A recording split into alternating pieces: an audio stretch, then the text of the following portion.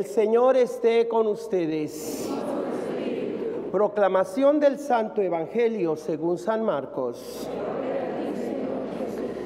En aquel tiempo se le acercó a Jesús un leproso para suplicarle de rodillas: si tú quieres, ¿puedes curarme?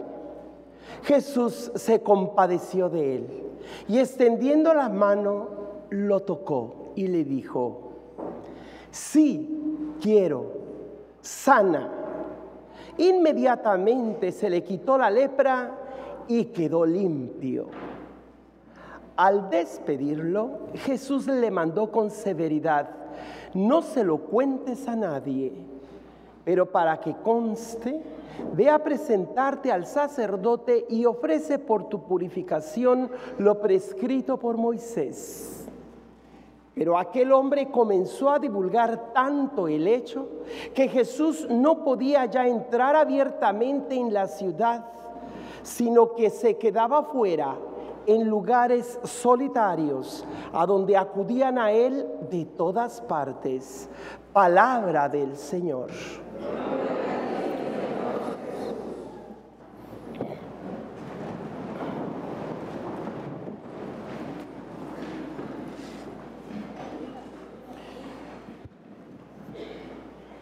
He nombrado mi homilía de hoy, sexto domingo ordinario del ciclo B, como palabra comunitaria y personal de Dios. Quiero, queda limpio de tu lepra.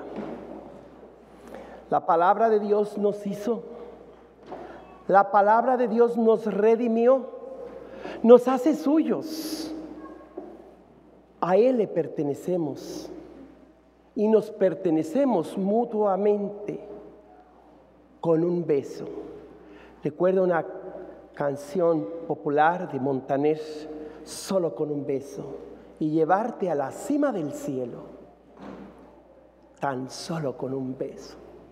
Qué importante para nosotros es la palabra de Dios que sale de su boca, pero también cuando las palabras no lo describen todo, calla y en lugar de hablar te ofrece el beso que da la vida. Por mucho tiempo yo estaba resentido porque un día le quise dar al Sagrado Corazón de Jesús, un cuadro que tengo en la casa, un beso, y me reclamó. No se te olvide que con un beso fui traicionado. Y estos días que traje a mi niño, que uno de ustedes me regaló, y lo tenía en la sala de mi casa, y cuando estaba reflexionando: Señor, este día de San Valentín cae el miércoles de ceniza, ¿qué le voy a responder a las parejas que me pregunten? Padre, ¿cómo le vamos a hacer? Es día de ayuno, día de abstenernos de lo que más disfrutamos, que ni siquiera vamos a podernos dar un beso. Y yo dije: Señor, les tengo que contestar algo, pues que los besos sean de ceniza. ¿Qué tal? Así es que, y volteé a ver ese niño y sentí, a veces ya había percibido como que me sonríe cuando está contento conmigo, y cuando está enojado, sin yo darme ni la menor idea por qué iba a estar molesto el niño Jesús, también se muestra seriecito. Pero esta vez sentí como que de sus labios brotaba un beso que me daba. Bueno, esto no es dogma, esto es una reflexión personal, como Francisco de Asís cuando inventó las posadas o los cánticos villancicos de Navidad allá en Asís, y haciendo que sus frailes se prepararan a la Navidad, y al abrazar al niño Dios, esa estatuilla del bebé, del niño Dios, le tiende los brazos, dice la leyenda, la historia, no sé, y pues él sintió que el niño Dios le dio un beso también. Así es que bueno, aparte de lo personal para mí, que es el amor del Señor, pues es importante que ustedes y yo reflexionemos lo serio que es esta palabra divina. La palabra de Dios, pues, sirve de defensa, de roca y fortaleza salvadora. Ella es el baluarte, el refugio que debe acompañarnos y guiarnos siempre. La palabra de Dios tiene 10 características. La palabra de Dios pueden usar sus 10 dedos en pares. Entonces comenzamos con el primer par de dedos, ¿verdad? Y con sus dedos van a tener buena memoria y recordar estas cualidades de la palabra de Dios. La palabra de Dios es humana y divina. Es eterna e igual, histórica. Es múltiple y una a la vez. La palabra de Dios es universal y única, sin contradecirse. ¿Cómo puede ser universal? O sea, para todos, pero es única a la vez. Bueno, ya habrá tiempo de reflexionar sobre todas estas cualidades. Pero sobre todo, hoy la razón de nuestra reflexión es que la palabra de Dios es comunitaria y personal, sin ser más una que la otra, sino ambas por igual. Hoy Jesús nos demuestra ser la palabra de Dios en persona, que por un lado busca la salvación, salud o reintegración de las personas por medio del diálogo, ejerciendo la libertad de cada uno, pero sobre todo acudiendo con ayuda eficaz o alivio para cada persona y para todas las personas, para cada hombre y mujer creados por Él, no solo para devolvernos la salud, sino también la dignidad de personas cuando la enfermedad física o social nos han excluido de la comunidad o de la familia a la cual pertenecemos. Y debemos sentirnos pertenecidos una vez que hemos sido sanados. Las leyes han sido hechas para el bien de las personas y los que las aplican deben estar al servicio de ese pueblo o nación. Cuando dice la Constitución de América, we the people, nosotros el pueblo, significa que somos el pueblo los que constituimos la nación y sus símbolos como es la bandera. Si el pueblo es humillado o descartado, ¿dónde queda el símbolo de su bandera? ¿Dónde queda el nombre que nos enorgullece tanto, bien sea América, bien sea México, bien sea la nación a la que pertenezcamos? Las leyes no fueron hechas para esclavizarnos. Si son ineptas, anticuadas, obsoletas, que excluyen a las personas a las que deben servir, entonces esas leyes deben ser superadas. Esas leyes deben representar, sí, al Estado de Derecho y a Dios mismo, pero siempre y cuando logren su objetivo, que es el servir a las personas para que vivan y vivan en abundancia y vivan bien. Hoy Jesús viene a corregir la razón de ser de la ley y aplicarla con compasión. El Evangelio de Marcos, que es la pauta de este año litúrgico B, es un triple camino de fe, un camino catecumenal para los que pronto van a ser bautizados y también un camino para los neófitos. A mí me caen mal cuando en un discurso o sermón se usan palabras domingueras, pero a veces las necesito para que crezcamos en lo que queremos decir. Un neófito, pues algunos la usan para decir, este está tontito, apenas se está dando cuenta de lo que se trata aquí la cosa, ¿verdad? Pero neófito significa una persona nueva en una organización, en un trabajo. También en la iglesia hay los neófitos, es decir, los recién bautizados o que en la noche de la Pascua fueron bautizados, confirmados y recibieron la comunión. Antes de hacerse cristianos por el bautismo se les llamaba catecúmenos, aquellos que aplican, aquellos que se suscriben a la catequesis por 2 años o 1 por lo menos para que se les dé el don de la fe por las aguas del bautismo. Pero una vez bautizados tienen que continuar asistiendo a la misa, a la catequesis de la iglesia, para que sigan ellos sintiendo la experiencia de ser criaturas nuevas. Y por eso se les llama neófitos. ¿Qué significa ser cristiano? ¿Qué es lo que implica ser miembros de la fe católica? Es decir, la palabra católica, que viene del griego, significa universal, una religión abierta a toda criatura humana, hombre y mujer, que quiere conocer el razonamiento de nuestra fe con el fin de darnos una esperanza de la vida futura. Y ese camino, esa oportunidad, esas puertas de la iglesia no se le puede negar a nadie. Pero tú solito te cierras esas puertas si te olvidas por qué eres cristiano. ¿Qué significa ser católico? Cristiano significa lo que nos enseña Marcos a lo largo de todo este año del 2018 o del ciclo B.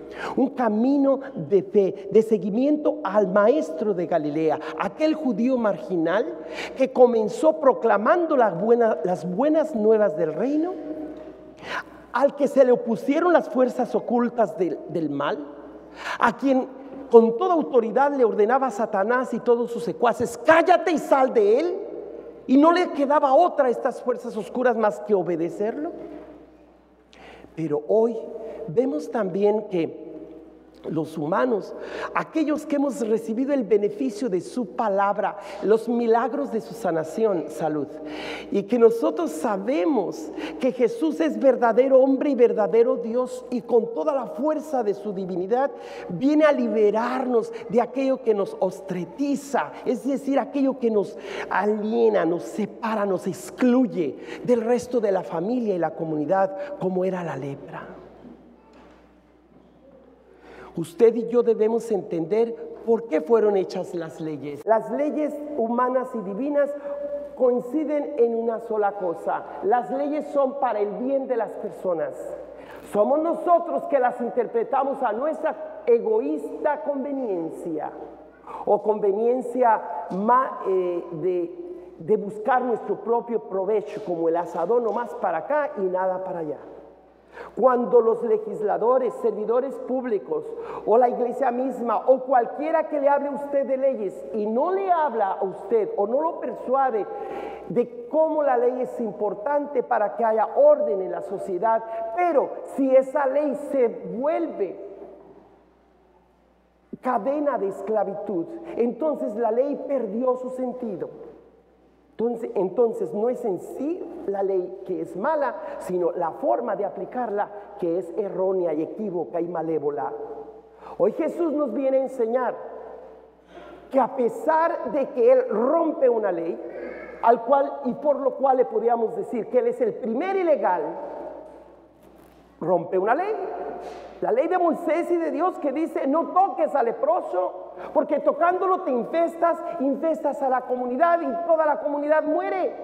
Se acaba ese pueblo que Dios había prometido a Abraham: serás el padre de una gran nación y de muchas más. Por eso esa norma de Moisés: tienes que hacer que el que está infestado de cualquier epidemia, pero en este caso la lepra, debe ser separado para que los demás se protejan y no sean contagiados. Pero desafortunadamente los seres humanos hemos torcido el porqué de esa ley, que como principio es beneficio para todos, pero ahora es usada esa ley para excluir a los que no simpatizan con nosotros, a los que no son de nuestro partido, a los que no se someten a las reglas de la economía o las normas sociales o de la educación o del gobierno o de la administración actual. Antes de perder tiempo en cómo aplicar la palabra de Dios en tantas áreas que necesitamos aplicarlas, porque la lepra no es nomás una enfermedad física, sino es un símbolo de todas las lacras sociales e institucionales. Pero veamos primero cómo actúa Jesús. Recuerden lo que dije al principio: Marcos nos va a llevar por ese camino de seguimiento de Jesús hasta la cruz, de Galilea hasta Jerusalén. Y a medio camino se nos preguntará: ¿qué piensas pues? Entonces, el venir a la misa cada domingo no es nomás de venir y sentarnos a escuchar y allí todos aburridos sin saber ni qué onda. No, mis hermanos, no conmigo. Aquí venimos para hacer conciencia de ese llamado que Jesús ha hecho a los primeros 4 discípulos, pero que le sigue haciendo a usted y a mí hoy, en este momento. para que tú te decidas si quieres seguir siendo esclavizado de las fuerzas satánicas, oscuras, del mal, de la corrupción, de la mentira, de la falsedad, que es propia de este mundo y de quienes lo gobiernan, o dejar atrás esas mañas, esa corrupción y hacerte seguidor de Jesús. Primero que nada, reconociendo tu lepra. Llámesele borrachera, llámesele pornografía, llámesele machismo, en el que has golpeado y maltratado a tu mujer y a tus hijas. Llámese a la duda de la dignidad y el valor que tienes como hombre de Dios, poniéndote o exponiéndote a las modas o a las supuestas fiestas de San Valentín y diciendo, ¿qué hago? ¿Voy a tomar la ceniza o mejor hago de las mías? ¿Verdad? No, aquí no hay de otra, mi hermano y mi hermana. Si tus padres te bautizaron de pequeño, ahora te das cuenta lo que significa ser bautizado, lo que significa ser miembro del pueblo de Dios, lo que significa pertenecerle a Él, que ha dado la vida por ti. Y que lo único que espera conquistarte, no solo con su palabra compasiva, sino con su acción todopoderosa, que te va a liberar de esas lacras, de esas lepras, de esas cosas que te oprimen, y para con un solo beso elevarte a la cima del cielo. A eso vienes a la misa. ¿Cómo? Hazte discípulo de la palabra de Dios por sobre de toda política y toda ley, sea ella quien rija tu vida. Y verás la diferencia. Jesús, vimos en domingos anteriores, proclamó el reino de su Padre. Se opusieron los demonios, los primeros que se pusieron a gritarle, ¿qué quieres con nosotros? Jesús de Nazaret, has venido a destruirnos. Y Jesús no les pide permiso, te callas y sales de él, pero más pronto que inmediatamente. Jesús demuestra con esto que su palabra tiene el mismo poder que la palabra del Creador. Hágase la luz, y la luz se hizo. Hágase las estrellas, constelaciones, y se hicieron al instante que Dios lo ordena. Como palabra todopoderosa, no hay nada que se resista a no obedecerle. Por eso, cuando este leproso le dice humildemente, honestamente, recuerden las características que les he pedido para disfrutar la misa, para aprovecharla a todo lo que da. ¿Qué debemos ser? ¿Qué dijimos otras veces? Honestos, ¿qué más? Humildes, creyentes, ¿y qué más? Amorosos. Si te falta una de estas cuatro cosas, te falta mucho para que aproveches la misa bien, como corresponde. Por eso, cuando a Jesús esta persona le pide, si quieres, cura. Ya había curado a la suegra de Pedro, como vimos hace 8 días. Y muchos le llevaron sus enfermos y se agolparon en la puerta. Y Jesús les dijo, cuando fueron a buscarle y que se le había levantado temprano a hacer oración, maestro, todos te andan buscando, esperando que la popularidad, el rating diríamos ahora en los medios sociales, dijera Jesús, ay, de veras, qué famoso soy, vamos donde me aplaudan más. Un momento, es importante que sepan que mi misión no es nomás para quienes me apoyan y reciben un beneficio de mí, sino vamos a ir a otros poblados, a otras ciudades, para que mi palabra y mi obra también llegue a ellos. Obviamente, cuando se cambia de ciudad y este leproso al entrar o antes de que entre, ¿verdad? Más bien, le grita a Jesús de Nazaret, apiádate de mí. Bueno, ese es otro caso, pero en este caso simplemente ¿sería el mismo leproso? ¿Será otro? No sabemos, porque también hay esa escena en otra parte del Evangelio de Marcos más adelante. Pero en este caso simplemente le dice, yo sé, Señor, que según la ley no tienes por qué curarme ni tocarme, porque te contagias, porque rompes la ley, pero pues como tú quieras. Ay, le rompió el corazón. Jesús dijo con toda su fuerza, claro que quiero, para eso vine, para reintegrarte a tu familia, a la comunidad. Quiero, queda limpio. Inmediatamente la lepra lo deja. Jesús no usó ningún mercurje, no hizo ningún rito, no apeló a ninguna autoridad externa a él, más que con su sola palabra, quiero, queda limpio. E inmediatamente queda sano ese hombre, igual que su padre, el Creador, había dicho, hagas esto y se hace. No hay disparidad entre palabra y obra. A eso hay un término no muy usual entre los expertos de Biblia que se llama dabar.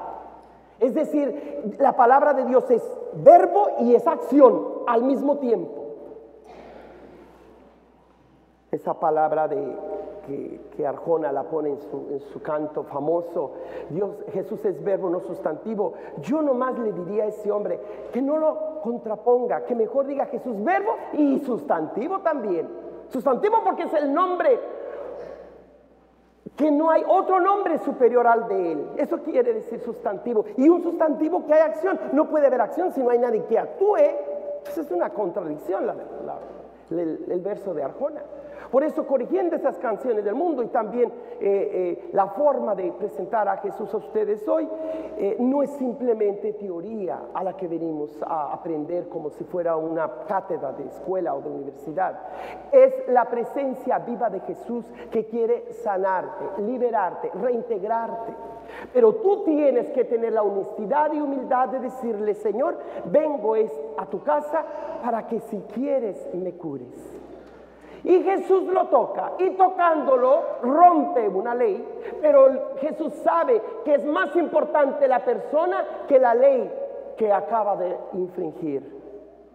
Y entonces este hombre sana y Jesús le ordena: no se lo digas a nadie, pero eso sí, ve y preséntate al templo, para que conste que tú ya estás libre, que tú ya estás sano, para que haya un documento, para que legalmente se diga que tú no eres un enfermo más, una carga más social, sino que ya eres miembro activo de la comunidad y tienes el derecho que seas reintegrado a tu familia, a tu comunidad, a tu nación. Eso quiere hacer y decir Jesús hoy, en nuestro tiempo. Él viene a liberarnos, pero Él te pone la misión de que no puedes quedarte como uno más del montón, sino dar testimonio de lo que Dios ha hecho por ti. Pero este hombre desobedece a Jesús. En lugar de guardar silencio, se pone a proclamar a todo el mundo: estoy sano, estoy libre. Mis hermanos y hermanas, el mundo se rige bajo dos acciones: bajo la desobediencia y bajo la obediencia. La desobediencia es cuando el Creador le dijo a Adán y Eva: no comas de este árbol. No se trata meramente de tomar de un fruto prohibido, sino precisamente que por ser prohibido era la norma que Dios estableció para que permanecieran en la felicidad del paraíso nuestros primeros padres. Pero tentados por Satanás y viendo que era apetitoso el fruto, pues mordieron el fruto y cayó toda la raza humana por su rebeldía, porque confiaron más en sus instintos y en Satanás que en la palabra divina, que en el proyecto de salud o de bienestar integral de todas las personas, que eso es lo que significa el paraíso en términos bíblicos. Un estado inicial de todas las personas, que a todos se nos da una probadita en el vientre materno, el lugar más especial que Dios ha creado para que cada criatura sienta ese bienestar y vengan a llorar solamente con los gritos de este predicador, pero que de todos modos sabemos que sus primeros 9 meses es lo más hermoso, que aunque nuestra memoria no lo recuerda conscientemente, pero lo cargamos dentro. Bien esos gritos del padre cuando la mamá estaba embarazada, esos desprecios, que a lo mejor quería una hija y salió un hijo, o querían un hijo y fue una niña. Todo eso la criatura lo siente en el vientre. Pero también la criatura salta cuando, antes de que la mamá escuche que está entrando el carro al garage, o que está aproximándose el papá, el niño empieza a patalear porque percibe desde lejos la aproximación del papá que llega de trabajar. La madre se da cuenta que el papá ya casi llega cuando el niño con pataditas le empieza a decir: ya viene, papi. Mis hermanas y hermanos, el Señor nos ha dado tantas probaditas de lo que es el paraíso, de lo que es su dicha, su presencia, su paz. Esa a la que Satanás vino a arrebatarnos y de la que todos estamos sufriendo divisiones, discriminaciones, racismos, enfermedades, dolor, sufrimiento y muerte. Por eso es importante que domingo a domingo en este año del ciclo B caminemos de manos de Marcos, el evangelista, y que nos va guiando para seguir a Jesús hasta la cruz. Y aunque nos espante la cruz, Él nos dará la capacidad de abrazar nuestras cruces, nuestras dolencias y ponerlas a sus pies y suplicarle: tócame, Señor, libérame. Yo quiero ser una persona íntegra una vez más. Que mi intelecto junto con mi corazón y emociones trabajen juntas.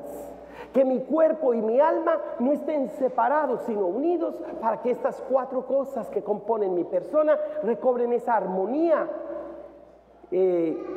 primigenia u original con la cual fuimos todos creados.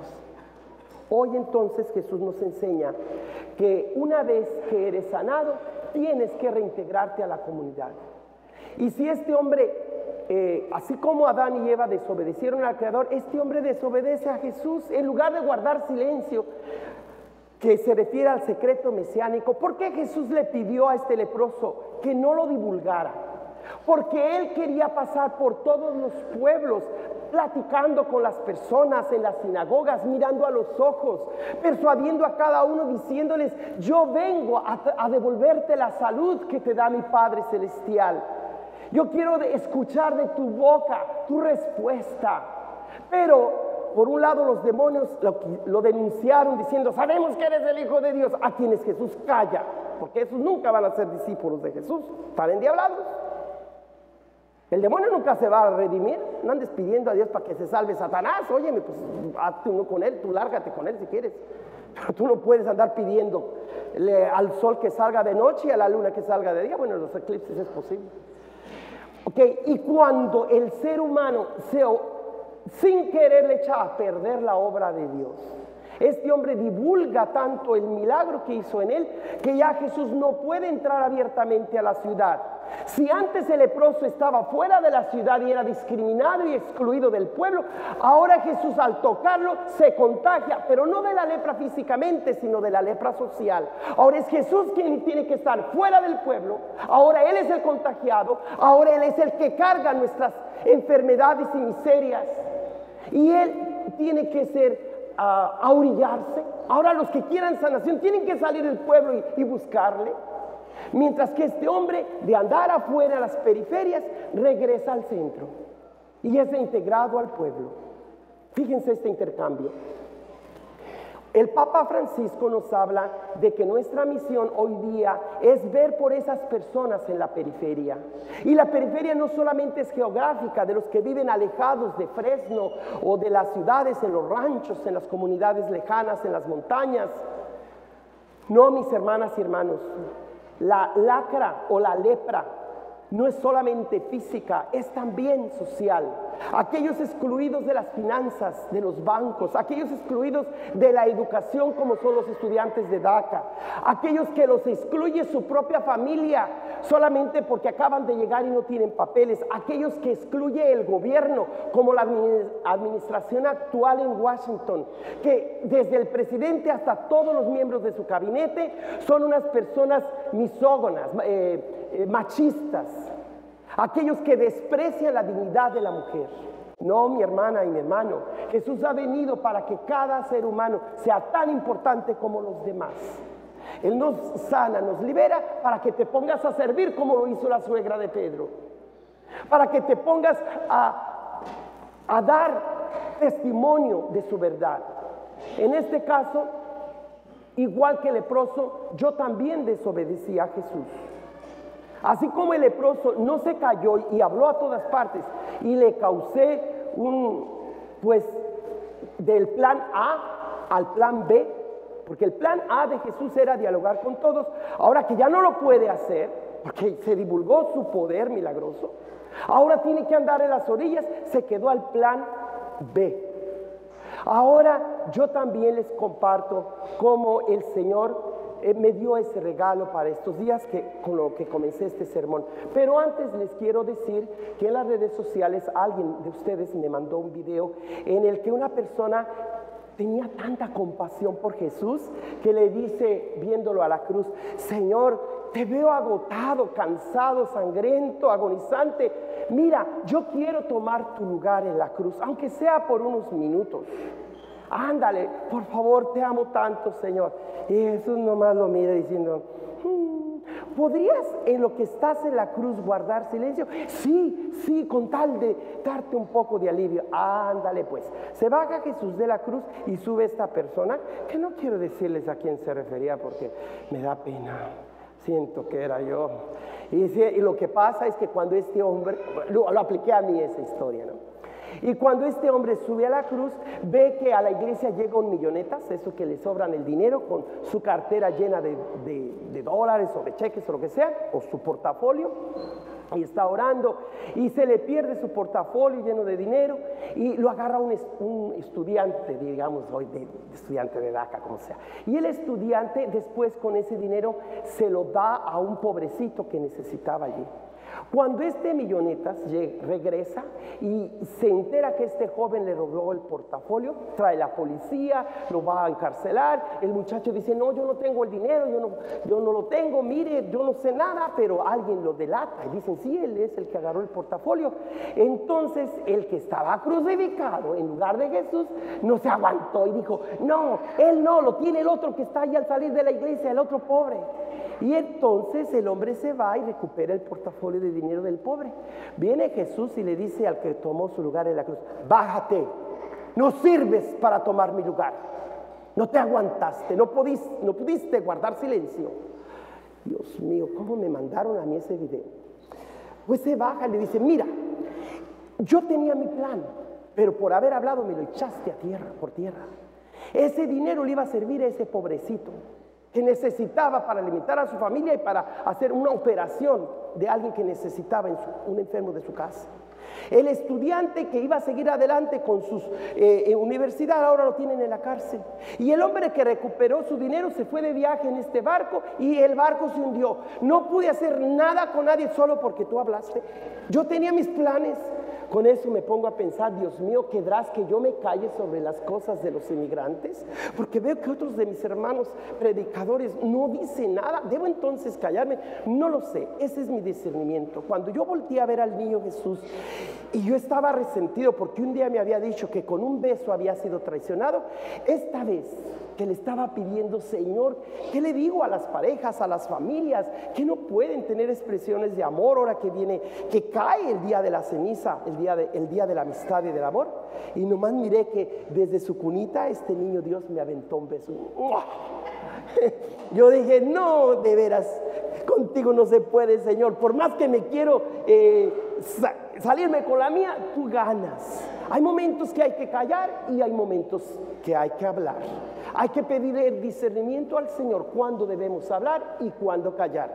Este hombre desobedece a Jesús y proclama a grito abierto que lo sanó, pero hay algo que Jesús le pide: ve y que el templo, que la autoridad haga notar que tú ya estás libre. A Jesús le importa que sí, que tengamos papeles, que estemos registrados, que conste que esta población creciente es la población que es el verdadero futuro de América. Y que no puedes decir, ay, porque el Padre dijo que Jesús es el primer ilegal, ya vamos a estar muy contentos, que nos sigan llamando ilegales. Yo creo que no. Hoy comenzamos un camino y seguirá de hoy en ocho con el primero de la Cuaresma hasta el Domingo de Ramos, cuando hablaremos, sí, de una bendita ilegalidad, aunque nos duela. Porque muchos cuando hablan de los ilegales, de los indocumentados, de los aliens, los extraterrestres, parece que tiene que llenarse de vergüenza, que tú no puedes hablar aquí en el trabajo, ni en la escuela, ni en el hospital, ni con esta trabajadora social, porque, ay, llaman la migra. Por favor. Si Jesús tocando al leproso se volvió el mismo leproso, sino físicamente, socialmente, él mismo tuvo que sufrir las consecuencias de ser excluido y discriminado por cargar nuestras propias discriminaciones y exclusividades, ¿verdad? Ahora Jesús quiere que sepas que Él quiere quitarte todas estas enfermedades mentales, emocionales, corporales y espirituales, para que vuelvas a ser una criatura nueva. Y no solamente te complazcas en tu propia salud, sino que esa salud la compartas con los demás. Así como la lepra contagia y puede destruir a toda una comunidad entera, como en el tiempo de la fiebre negra en Europa, que hubo miles de personas que se contagiaron. Hoy día hablamos de la gripe, no sé cómo le llaman aquí, ¿verdad? Que en 2 por 3 contagian a muchos. También la alegría, también el amor puede contagiar. Precisamente me mandaron uno de esos mensajes y que yo lo compartí con todos mis contactos, ¿verdad? ¿Y qué es lo que digo allí? Pues simplemente uno de ustedes también me lo mandó. Vive, sonríe y sé feliz, porque es mejor contagiar alegría y amor que sembrar odio y cosechar destrucción. Amén. Creo en un solo Dios, Padre Todopoderoso, Creador del cielo y de la tierra, de todo lo visible y lo invisible. Creo en un solo Señor Jesucristo, Hijo único de Dios, nacido del Padre antes de todos los siglos, Dios de Dios, luz de luz, Dios verdadero de Dios verdadero, engendrado, no creado, de la misma naturaleza que el Padre, por quien todo fue hecho, que por nosotros los hombres.